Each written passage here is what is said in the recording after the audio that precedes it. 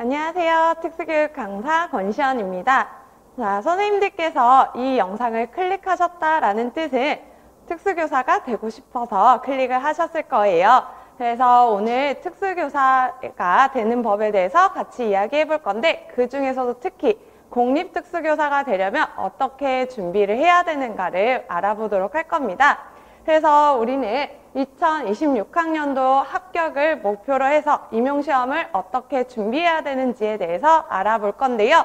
먼저 특수교육 임용시험은 어떤 식으로 이루어져 있는지를 알아보고, 그 다음에 1년 동안 어떻게 준비를 하면 합격까지 갈 수 있는지 같이 알아보도록 할게요. 그래서 특수교육 임용시험 같은 경우에는 우리가 크게 1차와 2차 시험으로 나누어져요. 그래서 여기 보시면 교직 논술과 교육과정 AB라고 적혀 있는 데까지가 1차 시험이라고 보시면 되고요. 그 다음에 2차 시험이 이루어져요. 그래서 1차 시험은 보면 크게 교직 논술과 교육과정 AB로 나누어지게 되는데요. 중특 선생님들은 우리가 교육과정 AB라고 안 하고 전공 AB라고 얘기를 합니다. 그런데 일반적으로 우리가 쉽게 얘기하기 위해서 그냥 교육과정 AB 이렇게 얘기를 드리도록 할게요. 그래서 교직 논술부터 보자면, 우리 교직 논술이라고 했을 때 논술이라는 말이 붙죠. 그래서 논술형 문제라고 보시면 되고요. 그래서 유초특 선생님들은 특수교육학과 관련해서 논술형으로 답안을 쓰는 문제를 푸는 게 교직 논술 시간인 거고, 중특은 조금 달라요. 교육학에 대한 문제를 풀게 됩니다. 그래서 유초특을 대상으로 저는 이제 교직 논술 특강을 실시하고 있어서 유초특 선생님들은 교직 논술을 준비하기 위해서 특강을 들으시면 되고요. 중특 선생님들께서는 교육학을 저에게 배우는 것보다는 교육학 전공 강사님들이 계시죠. 그 강사님들의 강의를 들으시거나 아니면 독학으로 공부하시는 게 좀 더 효율적이실 거예요. 그래서 교직 논술 중등은 따로 공부해야 된다라고 생각하시면 되겠습니다. 그리고 이제 교육과정 AB를 조금 보자면, 교육과정 AB, 전공 AB라고 하는 것은요, 우리가 특수교육과 관련된 문제를 푸는 거다라고 보시면 되고, 서술형으로 이루어집니다. 그래서 특수교육학 전 영역에 대해서 문제가 나오고요. 그래서 특수교육학 전 영역이라는 건 특수교육과 관련된 개념들, 행동지원이나 진단평가, 개별화 교육, 통합교육 이런 것들이 나온다라고 보시면 되고, 여기에 더해서 장애 영역별로 어떠한 특성들이 있는지, 그리고 어떻게 중재를 해줄 수 있는지 이러한 부분들이 나온다라고 보시면 돼요. 그리고 여기 보시면 특수교육, 교육과정 전 영역이라고 되어 있는데요. 이번에 2022 개정이 나왔죠. 그래서 2022 개정 특과정을 기반으로 해서 문제들이 나오고 있습니다. 그래서 특과정 부분도 우리가 같이 공부를 해볼 거고요. 그리고 선생님들 특수교육과 관련된 법 알고 계신가요? 우리가 일반적으로 선생님들이 장특법 이렇게 많이 얘기하시는데, 장애인 등에 대한 특수교육법이에요. 그래서 장애인 등에 대한 특수교육법과 관련된 문제들도 나오기 때문에 선생님들께서는 법에 대한 내용들도 외워주셔야 되고요. 저는 이 법을 그냥 외우려고 하니까 잘 외워지지 않더라고요. 그래서 수업을 하는 과정에서 영역과 관련된 법들이 있으면 그거 가져와서 같이 암기하는 그러한 시간들을 가질 거예요.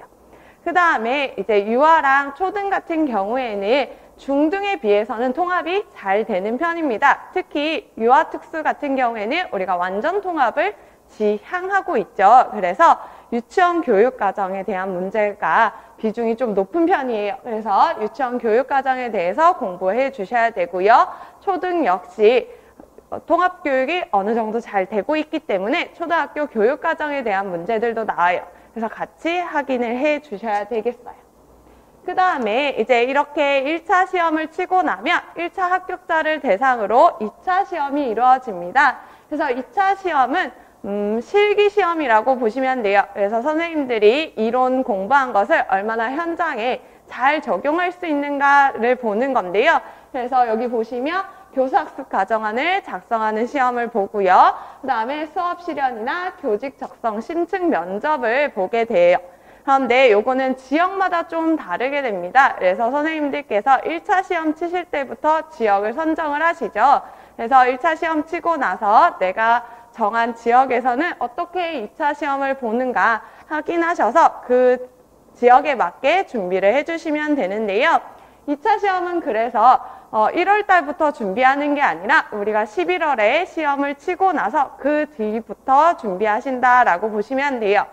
너무 빠듯하지 않을까 걱정이 되실 수도 있는데 우리가 2차 시험이라고 했을 때 실기로 보는 거긴 하지만 우리가 1차에서 배웠던 특수교육과 관련된 내용들이 여기에도 다 반영이 돼요.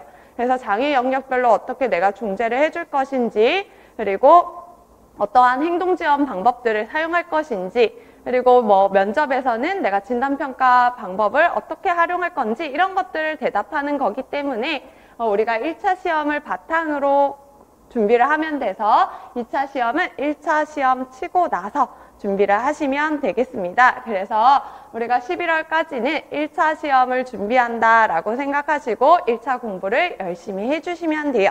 그래서 저도 오늘 합격 설명회에서는 1차 시험을 기반으로 설명을 드리려고 합니다. 그래서 한번 보시면 먼저 교직 논술이 나오는데요. 요거는 유초특과 관련된 거다라고 보시면 돼요. 그랬을 때 지금 보시면 시험 시간이 60분이라고 되어 있고 배점이 한 문항에 20점이라고 되어 있죠. 60분 동안 한 문항만 푸네? 개꿀이네? 이렇게 생각하실 수도 있는데 이제 재수하셨던 선생님들은 아시죠? 이 한 문항이 한 문항이 아니라는 거.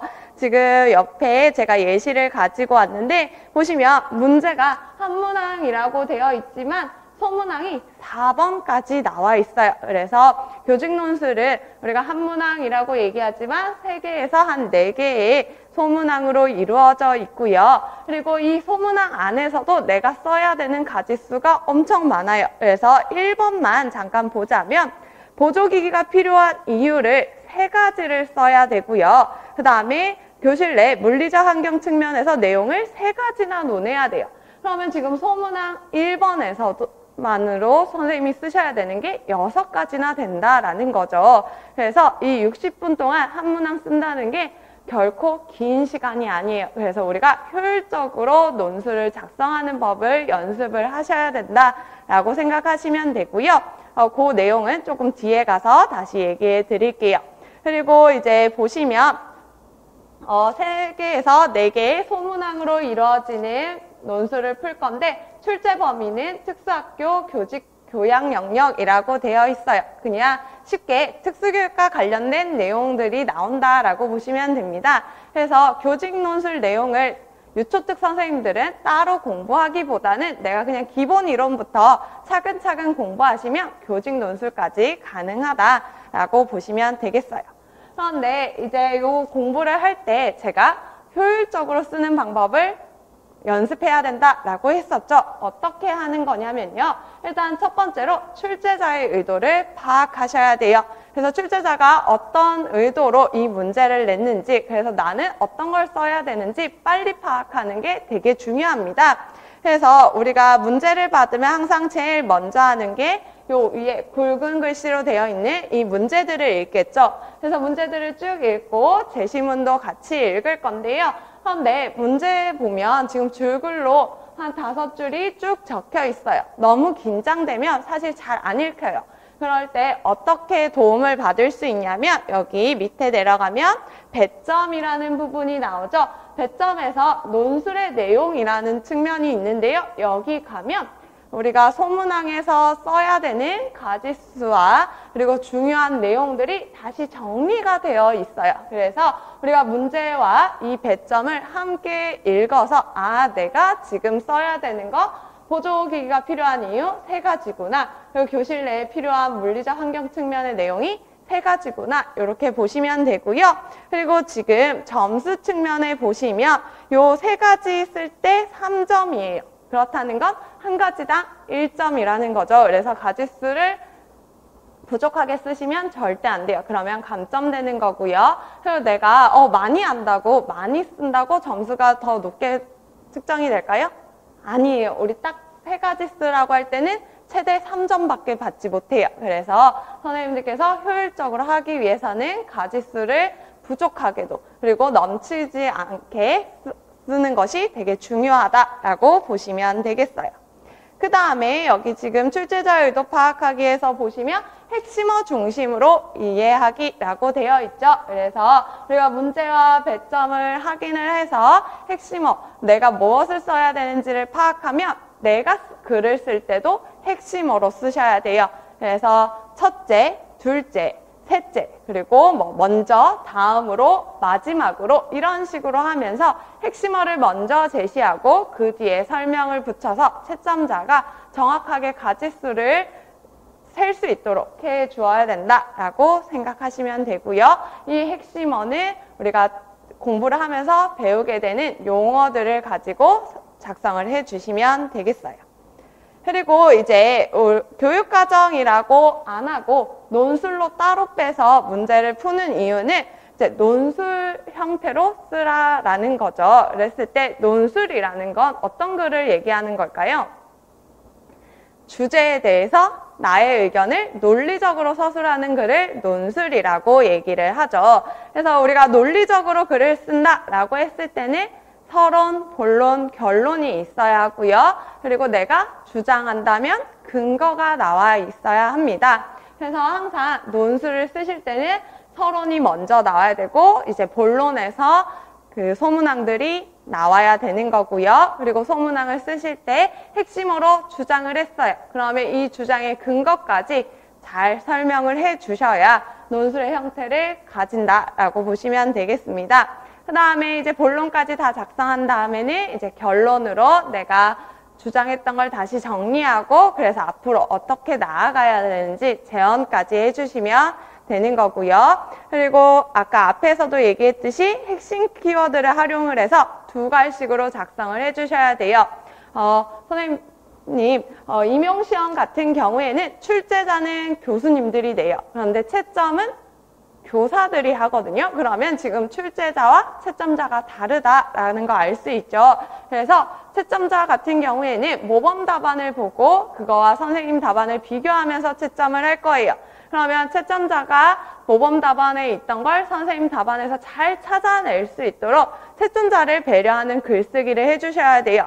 그래서 채점자를 배려하려면 점수로 채점될 수 있는 부분을 앞부분에 제시를 해줘야 되는 거예요. 그래서 두 갈식으로 핵심어를 가지고 논술을 작성한다라고 생각하시면 되겠어요. 그래서 요직 논술을 기억하실 때 서본결 꼭 챙기기, 주장 근거 챙기기, 그리고 두 갈식으로 작성하기, 요거 일단 기억하시면 되겠습니다. 그 다음에 유초특에서는 우리가 교육과정 A, B라고 얘기를 한다라고 했었죠. 그래서 교육과정 A 8문제, 그 다음에 교육과정 B 8문제고요. 각각 70분씩 시험을 쳐요. 그래서 A랑 B가 크게 다르지는 않고요. 우리가 문제를 풀 때 한 번에 140분 동안 문제를 풀기는 어렵죠. 그래서 중간에 쉬는 시간을 가진다라고 생각을 하시면 돼요. 그래서 8문제 해서 총 80점의 점수를 여기서 가져갈 수 있는 겁니다. 그래서 출제 범위 지금 보시면 특수교육학도 나온다고 아까 얘기 드렸고, 그 다음에 특수교육법, 그리고 유아교육과정, 초등교육과정, 그리고 특과정도 나온다라고 얘기를 했었어요. 그래서 조금 더 보자면 특수교육학과 관련해서는 우리가 크게 장애 영역과 그 외 기본 개념으로 나눌 수 있는데요. 기본 개념에서는 개별화 교육, 통합 교육, 그리고 특수교육 평가, 공학, 행동 지원, 그 다음에 가족 지원과 전환 지원이 있어요. 그래서 이전에는 선생님들이 나는 유아니까 전환 안 봐도 돼. 그리고 나는 초등이니까 가족 지원은 어린애들이나 하는 거지. 이렇게 하고 빼고 봤었는데 요번에 좀 달랐었죠. 그래서 유아에서 자꾸 나오던 것이 초등에서, 중등에서 나오는 경향이 보이고 있어요. 그래서 기본 이론에서는 일단 선택하지 마시고 전체를 다 한번 훑어본다라고 생각하시고 공부를 해주셔야 되겠습니다. 그리고 이제 장애 영역은 우리가 일반적으로 얘기하는 다양한 장애 영역들이 나오는데요. 그 중에서 특히 시각과 청각에 대해서 좀 얘기 드리고 싶은 게 초등특수 선생님들은 시각장애와 청각장애를 특히 잘 보셔야 되는데 이들의 의사소통 방법을 잘 암기를 해주셔야 돼요. 자, 시각장애 학생들은 의사소통 방법으로 무엇을 사용할까요? 당연히 구어 사용하죠. 그런데 이제 시각의 어려움으로 인해서 점자를 활용하게 되죠. 그래서 점자를 선생님들 암기를 해주셔야 되고요. 그러면 청각장애 학생들은 무엇을 사용하죠? 수화를 사용해요. 그리고 수화 말고도 지문자라는 걸 사용을 하죠. 그래서 한글 자모음을 손짓으로 표현한 지문자도 활용하게 됩니다. 그래서 초특 선생님들은 점자와 지문자는 꼭 암기를 하고 보셔야 되겠어요. 그래서 그거 암기하는 거 계속 해주셔야 되고요. 그리고 특수교육법 아까 이야기 드렸죠. 법에 대해서도 나오니까 법도 암기해 주셔야 되는데 얘를 1번부터 쭉 외우기는 너무 어려우니까 각각의 영역들과 좀 연결해서 암기하는 방법을 계속 제가 알려드릴 거예요. 그래서 그거랑 같이 보시면 되고요. 그 다음에 유아랑 초등 각각의 세부 전공에 따라서 조금씩 달라지는 게 있어요. 그래서 여기 보시면 유아특수교육은 유아특수교육이라고 제가 그냥 써놓은 게 있는데요. 선생님들, 유특 전공 선생님들은 아실 거예요. 우리가 대학교에서 수업을 들을 때 유아특수교육이라는 과목이 하나 열려요. 그때는 이제 3세에서 5세를 대상으로 어떠한 지원들을 해줄 수 있는지 배우게 되죠. 그래서 학령기 아동들이랑 조금 다른 특성들을 가지고 있기 때문에 그 특성에 맞는 특수교육 방법들도 선생님들이 암기를 하고 계셔야 돼요. 그래서 그 부분에 대해서 문제가 나오니까 이 부분도 잘 공부를 해 두셔야 되고요. 그리고 앞에서 얘기했듯이 유아특수랑 초등특수는 통합이 좀 잘 되는 편이에요. 그래서 유아, 초등 모두 다 일반교육과정 비중이 점차 높아지고 있어요. 특히 유아특수교육 같은 경우에는 한 50%가 유아라고 보시면 돼요. 일반교육과정이라고 보시면 돼서 유아와 초등교육과정의 공부도 소홀히 하시면 안 돼요. 그래서 이 부분도 잘 챙겨가시면 되고요. 그 다음에 초등특수교육에 여기에선 나와 있지 않지만 특과정도 같이 공부를 해주셔야 됩니다. 그래서 2022 개정을 기반으로 해서 우리가 같이 특과정도 공부한다라고 생각하시면 돼요. 그래서 이러한 출제 내용들을 가지고 8문항이 나오는데 옆에 살짝 보시면 여기서도 말은 8문항이지만 소문항들이 나와요. 그래서 소문항이 대부분 한 3개 정도 나오고요. 그리고 한 문항당 지금 첫 번째 문항 보시면 5점이 되거든요. 그래서 선생님들이 답을 5개를 써야 되는 문제가 나올 거예요. 그래서 소문항들을 보고 내가 가지수를 잘 맞춰 써야 되는구나 라는 거 기억해 주시고요. 그리고 한 문항당 하나의 영역이 나오면 너무 좋겠지만 영역들이 섞여서 나와요. 그래서 처음에는 내가 영역별로 공부하더라도 나중에는 영역들 간의 연계성을 찾아서 연결시키는 공부도 같이 해주셔야 돼요. 그래서 그 부분까지 생각하시면서 준비해 주시면 되겠습니다. 그러면 우리가 유초특을 보았으니까 이제 중등을 좀 보자면요. 중등은 이름이 달라요. 전공 AB라고 얘기를 하고요. 시험 시간도 다르죠. 90분이고 문항수가 A는 12문항, B는 11문항이에요. 문항수가 너무 많네요. 그런데 좀 더 어렵다라고 말하기에는 조금 어폐가 있어요. 왜냐하면 중등 같은 경우에는 따로 일반 교육과정을 공부할 필요 없이 특수교육과 관련된 내용들만 쭉 나오고요. 그리고 문항수가 많긴 하지만 한 문항당 가지는 점수 배점이 좀 낮아요. 그래서 전공 A 같은 경우에는 2점짜리가 4문항이 있고요. 그 다음에 전공 B에는 2점짜리가 2문항이 있어요. 그래서 이 2점짜리는 단답형으로 쓰는 경우가 많거든요. 그래서 좀 쉬운 문제들과 그 다음에 서술형으로 쓸 수 있는 문제들이 섞여 있다라고 생각을 하시면 되고요. 그런데 시간을 조금 더 많이 주는 이유는 우리가 문항이 많아지면 읽어야 되는 글이 조금 많아지긴 해요. 그래서 그 읽어야 되는 시간을 좀 감안을 해서 시간이 늘어났다라고 보시면 되겠습니다. 그래서 중등 선생님들께서는 이제 교직 논술에서 교육학 공부하시면 되고 전공 AB를 공부하기 위해서는 그러니까 준비하기 위해서는 특수교육과 관련된 공부를 해주시면 되는데요. 특히 중특 선생님들 중에 중특 선생님들은 더 중요하게 봐야 되는 게 전환교육이에요. 우리가 전환교육이라고 했을 때 생애 전반에 걸쳐서 이루어지는 교육이다라고 설명은 하고 있지만 특히 고등학교에서 졸업하고 성인이 될 때 전환이 정말 중요하잖아요. 그래서 중등에서 많이 나오는 부분이기 때문에 전환교육 잘 보셔야 되고요.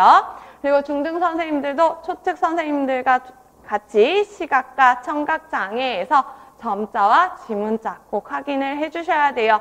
그리고 이번에 중등에서는 청각장애와 관련해서 수화 문제도 나왔죠. 그래서 수화를 내가 잘 알면 좋겠지만 수화 표현을 잘 모르더라도 수화의 특징들을 알면 또 문제를 풀 수 있기 때문에 그 부분들을 잘 공부를 해주시면 좋을 것 같고요.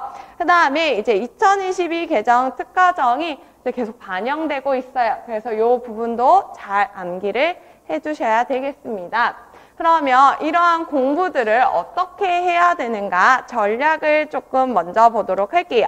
그래서 교육과정 그리고 전공 공부를 어떻게 하는가 봤을 때 자, 왼쪽에 있는 거는 유초특과 관련된 출제 원칙이고요. 오른쪽에 있는 건 중등과 관련된 출제 원칙이에요. 그래서 요거를 다 읽으실 필요는 없고요. 초등이랑 중등이랑 동일한 부분이 있어요. 어디에 있냐면 제가 초등 부분에 줄거 왔어요. 보시면 교육 현장에서 실제로 필요한 지식, 기능, 소양을 평가한다 라고 되어 있고요. 분석, 적용, 문제 해결 능력을 평가한다 라고 되어 있어요. 이 말은 무슨 뜻일까요? 우리가 달달 암기해서 문제 푸는 시기는 끝났다라는 거예요. 그래서 이론을 단순히 암기해서는 풀 수 있는 문제가 거의 없어요. 어떤 문제들이 나오냐면 제시문이 있죠. 그래서 제시문에 잘 적용할 수 있는가 이걸 본다라는 거예요. 그래서 우리가 기본 이론을 배울 때 일단 기본적인 이론들을 외우고 그 다음에 심화 이론까지 가면서 살을 붙여 나간 다음에는 이제 적용력까지 연습을 하셔야 돼요. 그래서 상황에 적절하게 적용할 수 있게 연습을 해야 되고요. 그리고 여기 지금 보시면 교육 현장에서 실제로 필요한 것에 대해서 물어본다 라고 되어 있죠. 그래서 현장에서 관심 있어 하는 주제들이 반영된다라는 거예요. 그러면 내가 수험생인데 현장에서 어떤 것들이 관심 있는지 어떻게 알까요? 그래서 선생님들께서 하나하나 찾아보기 어려우시죠. 그래서 저랑 같이 최신 강론서를 읽는 시간을 가질 거예요. 그런데 이러한 최신 강론서를 선생님들이랑 모두 다 읽기에는 우리가 11월까지 시간이 그렇게 많지 않아요. 그래서 저는 어떤 식으로 진행을 하냐면 여기 보시면 건시연의 아침 편지라는 게 있죠. 그래서 최신 강론서를 모두 읽기가 어렵기 때문에 최신 강론서에 있는 내용들 중에 이제 새로운 부분들 그리고 꼭 읽어야 되는 부분들을 제가 이렇게 건시연의 아침 편지에서 빈칸을 뚫어서 드릴 거예요. 요거는 카페로 진행이 되고요. 그래서 카페에 들어오셔서 이걸 같이 읽으면서 이 빈칸에는 무엇이 들어갈까 일단 추론해 보시고 내가 잘 모르겠다 라고 하면 제가 당연히 답도 같이 드리겠죠. 그럼 답도 한번 같이 비교해 보면서 이 빈칸의 내용이 되게 중요한 거구나. 요거 암기해 주시면 돼요. 그래서 선생님들이 강론서를 읽는 것을 좀 더 효율적으로 하기 위해서 이러한 것을 하고 있으니 선생님들 꼭 활용해 주시면 좋을 것 같고요. 요거는 언제 시작하는지는 다음에 공지로 나갈 겁니다. 그 다음에 이제 선생님들이 이론을 단순히 암기해서 푸는 문제는 아니라고 했지만 어쨌든 내가 적용을 하려면 암기가 필요해요. 그리고 이것을 잘 인출할 수 있어야 적용까지 가능하겠죠. 그래서 구조화해서 암기하는 게 되게 중요해요.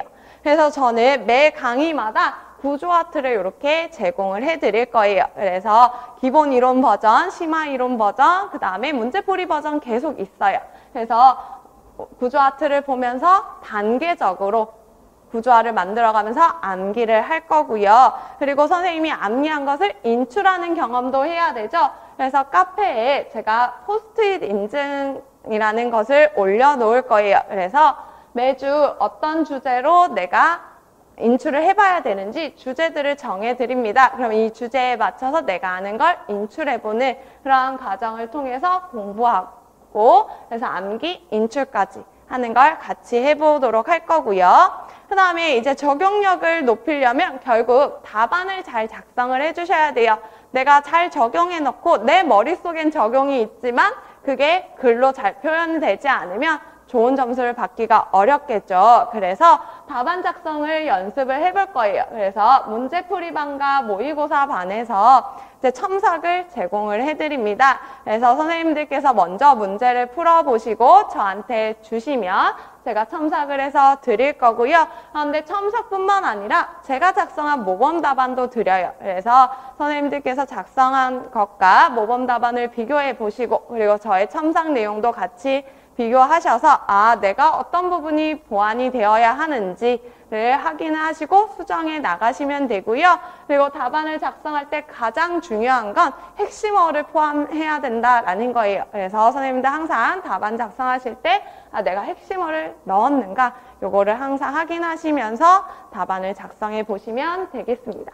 그래서 우리가 교육과정 그리고 전공 공부를 할 때는 일단 요 세 가지가 매우 중요하기 때문에 요거 먼저 알려드렸고요. 그러면 이제 1년 동안 우리는 어떻게 진행을 해야 되는가, 공부해야 되는가 요 부분을 같이 보도록 할게요. 그래서 이제 요거는 저의 강의 진행과 좀 연결해서 같이 볼 건데요. 일단 저는 임용을 공부하려면 3단계로 공부를 해야 된다라고 얘기를 드려요. 그래서 먼저 이해가 되어야 하고요. 그 다음에 암기, 그 다음에 적용 이렇게 단계로 이루어진다라고 보시면 돼요. 그래서 첫 번째 단계에서는 기본 개념 이해를 통해서 기초를 다져주셔야 돼요. 그래서 내가 잘 이해가 되지 않았는데 무작정 암기하려고 하면 암기가 잘 되지 않을 수 있어요. 그래서 기본 개념에 대해서 배울 때부터 제가 다양한 예시들을 제시를 해줄 건데요. 여기 지금 보시면 책을 조금 제가 가지고 왔는데 어떠한 개념에 대해서 배울 때 이렇게 그림들을 넣을 거고 그리고 그림뿐만 아니라 사진도 들어가고요. 그리고 사례들도 들어가요. 그래서 이러한 것들을 참고해서 일단 이해력을 높일 거고요. 그리고 이거는 책에 나온 예시들이 들어갈 거고 근데 책에 나온 예시뿐만 아니라 기출에서는 어떤 식으로 나왔는지 예시를 같이 제공해 드릴 겁니다. 그래서 이러한 예시들을 보면서 이해도도 높이지만 내가 어떻게 적용을 해볼 수 있는가 생각해보는 그러한 단계들을 같이 가질 거예요. 그래서 첫 번째 단계에서는 이해를 해야 되는구나 라고 생각을 해주시면 되고요. 그 다음에 이제 두 번째 단계에서는 문제를 활용한 적용력 기르기라고 되어 있는데요. 사실 이거는 3단계와 같이 이루어진다라고 보시면 돼요.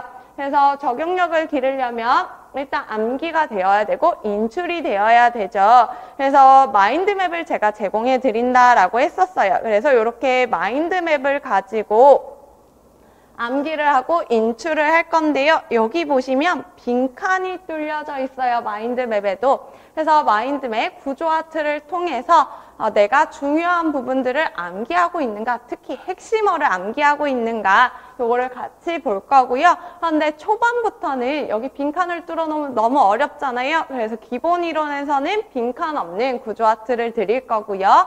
그 다음 강의부터는 이렇게 빈칸을 드릴 거예요. 그리고 선생님 혼자 풀면 너무 힘드니까 혼자 푸는 시간 드릴 거고 그리고 저랑 한 번 더 정리하는 시간을 통해서 내가 적은 핵심어가 맞는지 확인하는 단계도 가질 거예요. 그럼 요거는 우리가 암기와 인출을 위해서 하는 거죠. 근데 우리 암기, 인출뿐만 아니라 적용력도 길러야 된다고 계속 얘기 드렸어요. 그래서 적용력을 기르기 위해서 다양한 문제들을 풀어볼 건데요.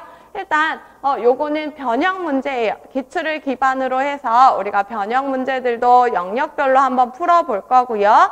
근데 이것뿐만 아니라 우리 심화 이론을 할 때는 영역별로 기출 문제도 풀어볼 거예요. 그래서 내가 공부한 것들이 문제로 어떤 식으로 나와 있는지 그리고 나는 어떤 식으로 답을 작성해야 되는지 이런 것들을 연습을 할 거고요. 그리고 이제 마지막에 모의고사를 통해서 내가 시간 내에 효율적으로 문제를 풀 수 있는지 이러한 것까지 연습을 해보도록 할 겁니다. 네, 그래서 이러한 3단계로 이루어진다라고 보시면 되고요. 그러면 이러한 3단계를 하기 위해서 1년 동안 어떻게 공부할 건가라고 봤을 때 이제 제일 처음에는 기본 이론으로 공부를 하게 돼요.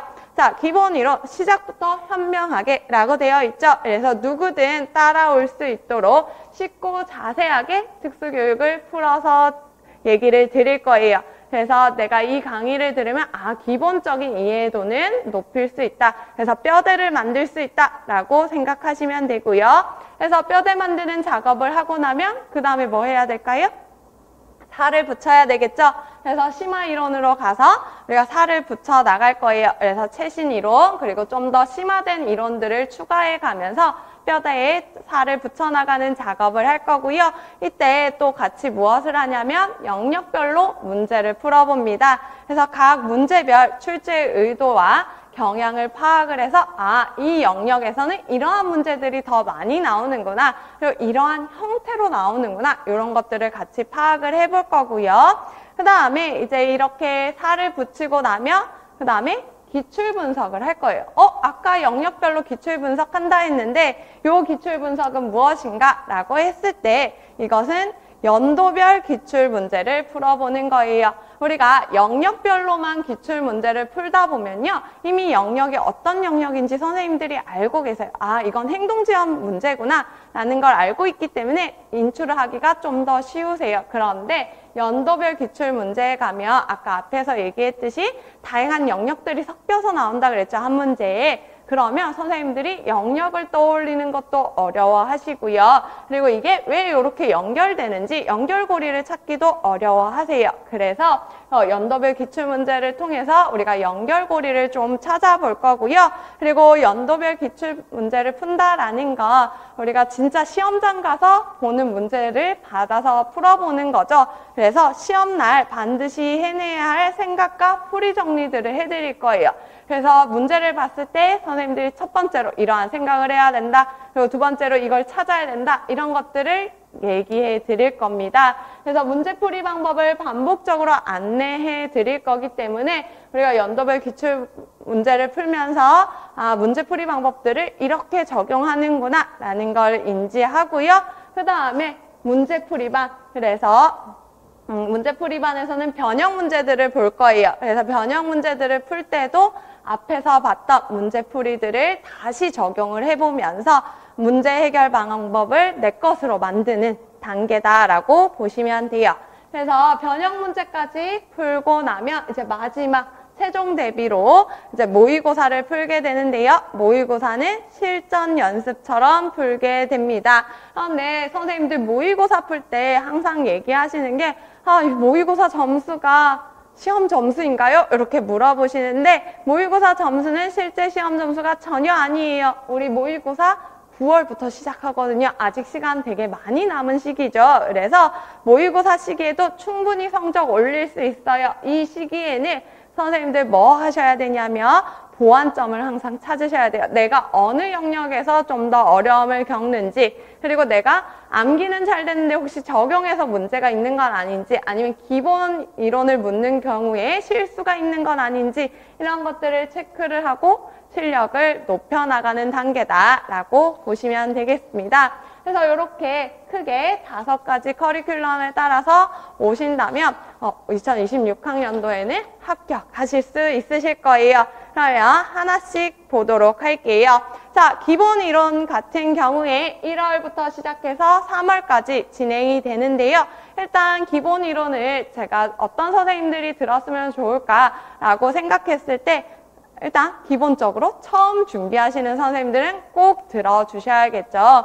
내가 4년 동안 대학교에서 공부를 했지만 그때는 한 학기 동안 한 영역을 배웠어요. 그래서 좀 더 심화적으로, 그리고 시험과는 조금 다른 느낌으로 공부를 했다면 이제 시험에 맞게 공부를 하는 시기가 된 거예요. 그래서 처음 준비하는 선생님들은 기본 이론을 들으면서 시험을 준비하기 위한 공부들을 시작하게 되는 거고요. 그리고 재수생, N수생 선생님들도 기본 이론에 대해서 좀 고민이 많으시더라고요.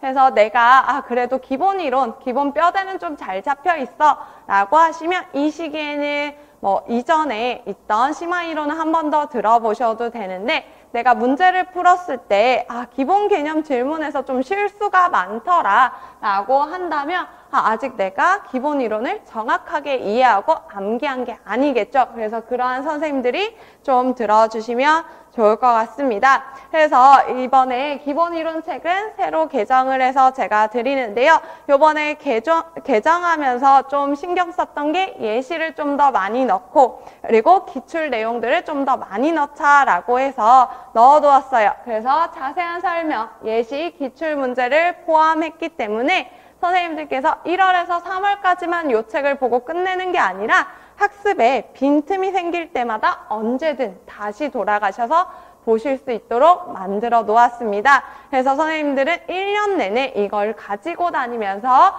계속해서 보셔야 되는 문제지라고 보시면 되고요. 그 다음에 이제 기본 이론에서도 제가 이렇게 구조 아트를 드릴 거예요. 그래서 이러한 구조 아트를 제공해 드리면 선생님들께서 내가 오늘 공부한 거 어떻게 구조화가 되어 있는지 한 번 더 확인해 볼 수 있고요. 그러면 이해도도 높아질 거예요. 그래서 우리가 직강 기준으로 보면 하루에 학원에 나와서 7시간 정도 수업을 들어요. 그럼 선생님들 7시간 동안 앉아서 수업을 들으면 사실 사람인지라 그게 다 머릿속에 들어오지 않거든요. 그리고 들었을 때는 이해해야지만 내가 혼자 공부하려고 하면 너무 어려울 수 있어요. 그래서 저는 이제 매일매일 수업이 끝나기 전 1시간 동안 이렇게 같이 구조화 틀로 한 번 더 정리를 해드릴 거예요. 그래서 상위 개념이 어떤 건지 하위 개념들이 어떤 건지를 다시 한번 같이 정리함으로써 수업 내용을 소화를 다 시키고 선생님들 집에 가실 수 있도록 해드린다라고 생각하시면 되겠습니다. 그래서 이러한 구조화 틀도 그냥 계속 들고 다니면서 보는 거다라고 보시면 되겠어요. 그래서 이러한 기본 이론을 들으면 제가 드리는 건 일단 구조화 틀 드린다라고 했고요. 그 다음에 형성평가를 같이 제공해 드릴 거예요. 그래서 형성평가를 통해서 내가 이번 주에 배웠던 거 어느 정도 소화했는지 확인하고 그 다음에 주말 동안 좀 더 복습할 수 있도록 시간을 드릴 거고요. 그 다음에 특강이 있어요. 특수교육법 특강 일단 먼저 드릴 거고요. 그 다음에 특수교육 교육과정 특히 2022 개정에 근거해서 특강이 이루어집니다. 이 특강은 3월에 예정이 되어 있어요. 그래서 1, 2월 동안은 내가 기본 이론을 충분히 공부하면서 공부하는 습관을 가지고 일단 기본적인 뼈대를 세운다라고 생각하시면 되고 그게 조금 익숙해질 때 우리가 특강도 같이 진행을 하면서 암기해야 되는 부분들에 대해서 한 번 더 짚고 넘어가는 거다라고 보시면 되겠어요. 그래서 기본 이론이 끝나고 나면 이제 영역별 기출심화반이라는 걸 하는데요. 자, 보시면 시험 분석을 현명하게 라고 되어 있죠. 그래서 기본 이론 강의를 수강한 선생님들을 대상으로 진행이 되고요. 내가 기본 이론 강의는 듣지 않았지만 그래도 최신 이론과 시험 경향을 좀 분석하고 싶다라고 하시는 분들 들으시면 되겠죠. 그래서 여기 보시면 좀 두 가지 파트로 나눠져 있어요. 그래서 첫 번째 파트는 이론과 관련된 거예요. 우리가 기본 이론에서 배웠던 것은 이렇게 제가 표로 간단하게 제시를 해드릴 거거든요. 선생님들 많이 고민하시는 거 서브노트죠. 서브노트 어떻게 만들까 되게 고민하시고 특히 초수생 선생님들 서브노트 만들다가 1년이 다 간다라고 하는데 딱히 서브노트 안 만들어도 되게 제가 간단하게 핵심 부분들만 정리해서 이렇게 드렸어요. 그래서 요거 보시면서 계속 암기하면 되고요. 그런데 여기 이제 표로 되어 있는 부분은 핵심 내용들이에요. 그럼 최신이나 심화 내용은 우리 아직 안 배웠잖아요. 기본 이론에서는. 그래서 심화 이론 때 배우기 위해서 이렇게 레벨업이라는 부분이 있어요. 그래서 레벨업에서는 선생님들이 꼭 좀 더 알아야 되는 심화, 최신 이론들을 좀 더 자세하게 설명되어 있는 부분들이 있다라고 보시면 되고 요거는 강의를 통해서 제가 한 번 더 정리를 드릴 거예요. 그래서 이렇게 심화 이론을 다 정리를 하고 나면 그 다음에 영역별로 문제까지 풀어볼 건데요. 자, 문제 풀기 전에 보면 핵심 파악하기라는 부분이 있어요. 여기에서는 어떤 게 있냐면 영역별로 좀 자주 나오는 출제 형태가 있어요. 그 형태가 있다면 제가 이러한 파트를 만들어 놓았거든요. 그래서 이러한 문제 유형이 나왔을 때 나는 어떻게 문제에 접근해야 되는가 단계별로 어떻게 접근하는지가 나와 있고요. 그거를 기출문제에 바로 적용하는 연습을 해볼 거예요. 그래서 선생님들 문제풀이 방법 체화할 수 있도록 심화 이론 때부터 계속 반복 연습한다 라고 보시면 되겠습니다. 그래서 문제 같은 경우에는 09학년도부터 나와요. 그래서 09년도부터 문제를 쭉 풀어볼 거고요. 그리고 교재 자체는 작년에 만든 거여서 2025학년도 문제랑 최신 강론은 별도의 프린트물로 좀 제공이 될 거예요. 그래서 심화반에서는 우리가 문제 푸는 방법도 배우지만 최신 그리고 심화 이론을 학습을 함으로써 학습 내용을 추가해 나간다라고 보시면 되고요. 이때 우리가 또 특강이 있어요. 점자 특강이 있어요. 그래서 중특, 초특 선생님들 점자 특강 들으시면서 꼭 암기해 주셔야 되고요. 그다음에 또 있는 게 유아 특수교육 특강이 있어요. 아까 앞에서 유아기는 학년기랑 다르다라고 했죠. 그래서 유아기에 맞는 교육 방법들을 한 번 더 보도록 할 겁니다. 그래서 점자 특강과 유아 특수교육 특강은 5월에 예정되어 있고요. 그 다음에 심화반까지 모두 다 되면 모의고사를 한번 볼 거예요. 그래서 내가 상반기에 공부한 것들을 얼마나 소화하고 있는지 확인하기 위해서 모의고사를 볼 거고, 이 모의고사는 우리가 뒤에서 보는 실력 점검 모의고사는 좀 달라요. 좀 더 쉽게 문제를 출제를 해서 선생님들께서 지금까지 그냥 암기를 잘 하고 있는가, 그리고 예시들을 좀 연결을 할 수 있는가, 이 정도를 보는 거다라고 보시면 되겠습니다. 그래서 모의고사를 통해서 선생님들께서 한 번 더 점검하고 내가 부족했던 부분들을 좀 더 집중적으로 공부하시면서 하반기도 지내시면 되겠죠. 그래서 여기까지가 상반기이고요. 그러면 하반기에서는 어떤 걸 하냐면 일단 연도별 기출 분석을 들어갈 거예요. 여기서부터는 우리가 교재 대신 강의 노트를 활용해서 진행을 할 거고요. 연도별 기출 분석을 어떤 선생님들이 들으시면 되냐면, 저의 목적은 연도별 기출 분석을 통해서 특수교육 영역 간의 연결고리를 찾는 것을 목적으로 할 거예요. 그래서 임용문제는 여러 영역을 묶어서 문제를 낸다라고 했죠. 그래서 각 영역이 연결되는 이유와 그 연결되는 지점을 찾아야지만 고득점을 하실 수 있어요. 그래서 그 부분을 같이 찾아볼 거고요.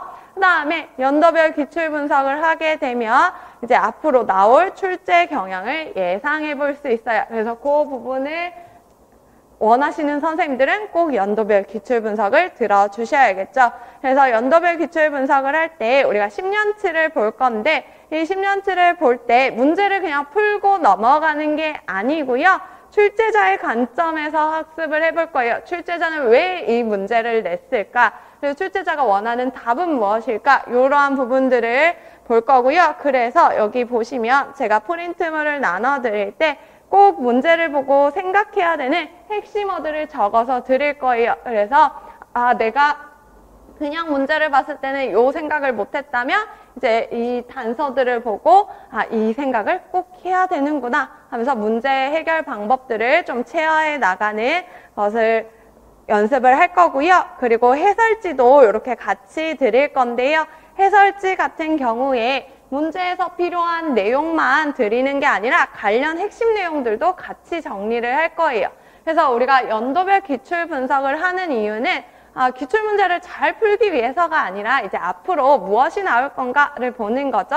그래서 앞으로 어떤 것이 나올 건가라고 봤을 때 기출로 많이 나오는 것도 분명히 출제되지만, 기출에서 나왔던 개념의 주변 개념들도 출제가 잘 돼요. 그래서 우리가 관련 핵심 내용들을 함께 보면서 앞으로 출제될 내용들을 예상해보고 연습하고 암기하는 그러한 과정을 가지도록 할 겁니다. 그래서 요 연도별 기출 분석을 통해서 선생님들이 얻어가실 건 연결고리 찾는 거, 출제경을 예상하는 거, 그리고 시험날에 반드시 선생님이 해내야 할 생각과 풀이를 반복 연습하는 거라고 보시면 되겠어요. 그래서 10년치 기출 분석을 진행을 할 거고요. 근데 이거 하면서 같이 진행되는 수업이 있어요. 그게 문제풀이반이에요. 문제풀이반 같은 경우에는 우리가 영역별과 연도별 기출 분석을 하죠. 그것을 통해서 문제 해결 방법을 연습했다면 그것이 정말로 선생님 것이 되었는지, 그러니까 선생님이 실제로 이러한 해결 방법을 적용할 수 있는지를 평가하고 연습하는 단계다라고 보시면 돼요. 그래서 암기한 지식을 문제에 적용하는 연습을 해볼 거고요. 그리고 이거는 선생님이 보지 못했던 문제를 내는 거죠. 그래서 제가 문제를 내는 거기 때문에 새로운 문제를 보면서 출제자의 의도 파악이 가능한가, 제시문 분석 가능한가 이런 것들을 확인하고 연습해보는 단계다라고 보시면 됩니다. 그래서 제가 문제를 낼 때 변별력 높게 이제 출제되는 영역들이 있어요. 그러한 영역들에 대해서 집중적으로 문제를 내고 어떻게 문제를 풀이해야 되는지 그런 것들을 알려드릴 거고요. 그리고 영역별로 논리적이고 일관적인 풀이법을 계속 반복해서 알려드릴 거예요.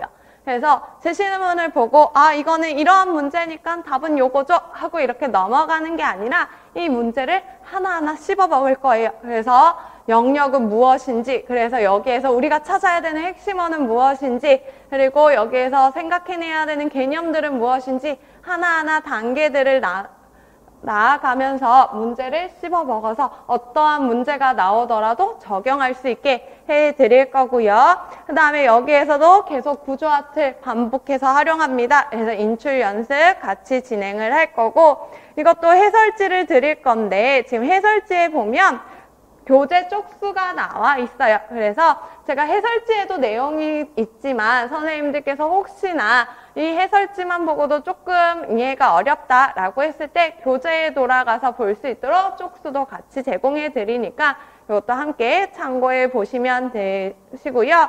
그래서 이러한 문제풀이방 같은 경우에 첨삭을 제공해 드려요. 그래서 선생님들께서 그냥 와서 강의를 듣는 게 아니라 문제를 미리 풀어보고 그 문제 푼 내용을 저에게 주시면 제가 첨삭을 해서 선생님들이 문제에 잘 접근을 했는지, 그리고 답안 작성은 정확하게 했는지 이런 것들을 확인을 해 드릴 거예요. 그래서 첨삭 제공이 있다라는 거 참고해 주시고요. 그 다음에 이제 하반기에는 계속 인출도 나와야 돼요.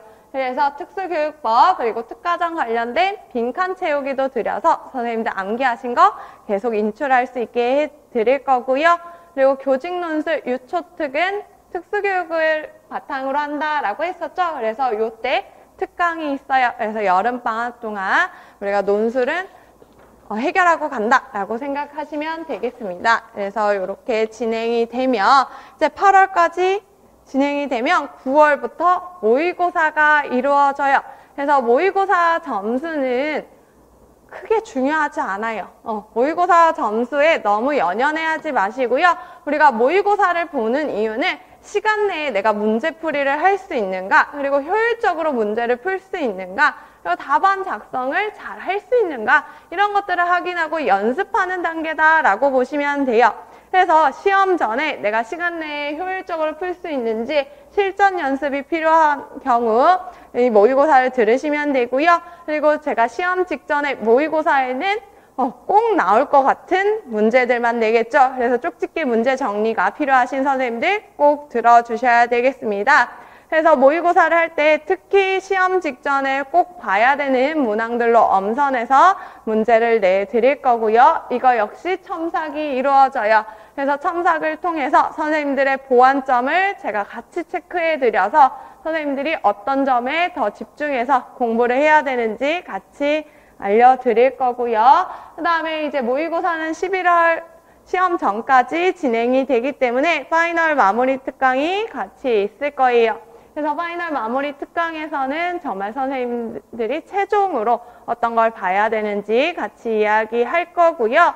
그리고 선생님들 중특이 유초특보다 시험이 조금 더 늦죠. 그래서 중특 선생님들 대상으로는 그해 유초특 기출문제 해설까지 같이 해드려요. 왜냐하면 유초특에 나왔던 게 중특에도 조금 다른 형태로 나올 확률들이 높거든요. 그래서 이 부분까지 같이 있다라고 보시면 되고요. 그리고 모의고사는 선생님들 중에 이제 잘 따라오시다가 모의고사를 신청을 안 하시는 선생님들이 은근 계시더라고요. 왜 그런가 물어보면 모의고사를 봤는데 점수가 너무 낮으면 자신감이 떨어질까 봐 안 한다라고 하는데, 모의고사는 점수는 중요하지 않다라고 했어요. 요거는 내가 시간 내에 효율적으로 그리고 적용할 수 있는지 이걸 보는 거고 연습하는 거기 때문에 꼭 같이 따라오시면 너무나 좋겠습니다. 그렇게 해서 오늘 요렇게 해서 지금 11월까지 어떠한 형태로 이루어지는지를 이야기 드렸고요. 그 다음에 이제 마지막 한 장이 남아 있는데요. 요거는 제가 먼저 임용시험을 공부했고 합격했던 선배로서 그리고 선생님들과 같이 공부하는 강사로서 꼭 얘기 드리고 싶은 부분이어서 좀 준비를 해왔어요. 그리고 선생님들께서 많이 궁금해 하시는 것도 좀 가지고 왔는데요. 일단 첫 번째로 스터디예요. 선생님들께서 초반에 저에게 스터디를 어떻게 하면 좋을지를 되게 많이 물어보시더라고요.